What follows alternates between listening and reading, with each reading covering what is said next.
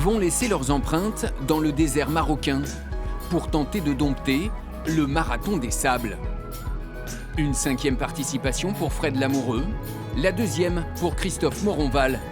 Cette année, les 2 ultra-trailers entraînent avec eux leurs conjointes. Pour elles, une première aventure aussi longue de 150 km. C'est un peu de l'excitation parce qu'on l'a voulu quoi, et on en a bavé pour y arriver, et un petit peu de peur aussi parce que ça va être un peu dur quand même. C'est l'inconnu, donc l'inconnu fait peur forcément, et c'est une épreuve qui est très impressionnante, donc oui, ça me fait peur aussi.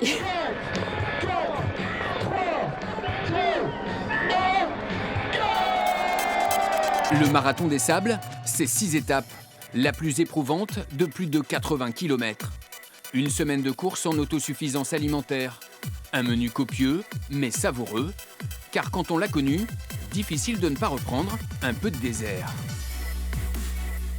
Cette immensité, ces grands paysages à perte de vue. Et mon épouse me disait quand je suis revenu en 2016 que j'ai été pendant un mois à peu près un petit peu déconnecté, des fois un petit peu ailleurs.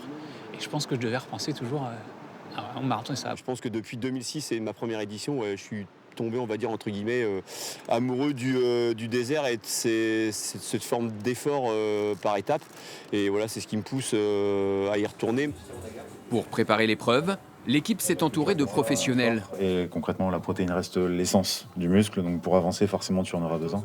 Des conseils pour mieux récupérer et l'expérience de Fred pour éviter certaines erreurs. Ne pas oublier d'une part à s'hydrater et d'autre part à avoir un apport énergétique, on va dire, en solide. Donc on partira sur des barres énergétiques qui va nous permettre d'avoir l'apport énergétique suffisant pour aller au mieux, on va dire, à la fin de l'étape et puis pouvoir anticiper ensuite sur la suite de la course. Rien n'est laissé au hasard, surtout pas l'équipement et la préparation en amont, histoire de prévenir les désagréments d'une telle course. Oui, c'est ça. Lors de mon premier passage au marathon des sables, j'ai eu une dizaine d'ampoules. Rien qu'au niveau des pieds, pourtant je les avais préparées, mais le fait qu'il y ait beaucoup de marches et de parties instables dans le sable a fait que les pieds ont vraiment assez souffert. Avec un minimum de 8 kg sur le dos au départ, entre nourriture lyophilisée, sac de couchage et kit médical, les marathoniens des sables partent pour 35 à 45 heures de course. Dites-vous toujours que automatiquement, si vous marchez, vous irez automatiquement plus vite que ceux qui sont arrêtés. Reste à résister à la chaleur et aux éventuelles tempêtes de sable pour réussir leur pari commun.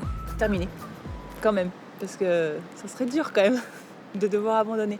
Vraiment, ouais. Mais surtout, vraiment profiter d'être tous ensemble. Pas de performer parce que j'ai pas les capacités pour, mais c'est vraiment vivre l'aventure sur le bivouac avec les autres et puis finir le marathon des sables. La fin, c'est le 9 octobre du côté de Ouarzazate, à l'arrivée de la 35e édition du marathon des sables.